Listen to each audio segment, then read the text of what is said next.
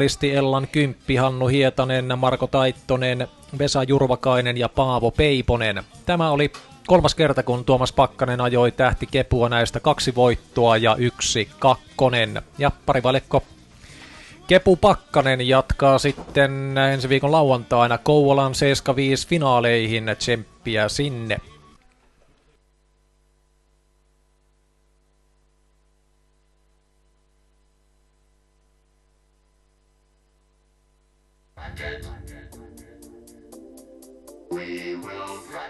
Neljä minuuttia aikaa 5. lähdön esittelyyn. Toto TV:n kuvissa ja täällä livenä takasuoralla Pulla Pirtti-mainoksen kohdalla pistelee siis Sahara Crackit, 2-vuotias Oulun Ravilikajoukkueen varsa. Make It Happen isä, Seniorita Smile emä ja Mauri Jaara siis valmentaja ja ohjastaja, Hanna-Mari Niemi hoitaja ja Samppa Kimppa omistaja.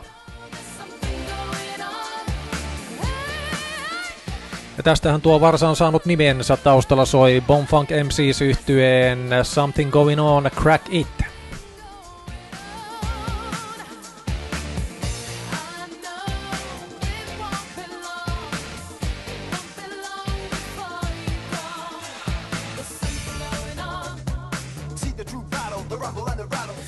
Mauri Jaara kertoi Sahara Crack Itistä, että se on viikossa valjaissa 4-5 kertaan. Aamupäivä otetaan lunkisti tarhassa ja iltapäivällä sitten harjoitellaan.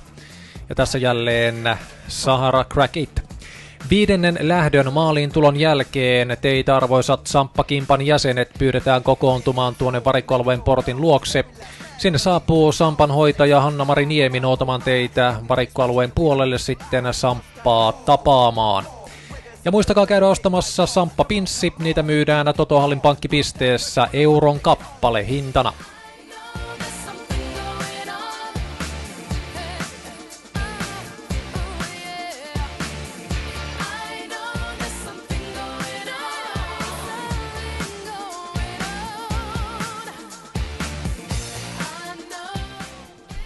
Yksin ajattaessa laiska Mauri Jaaran mukaan on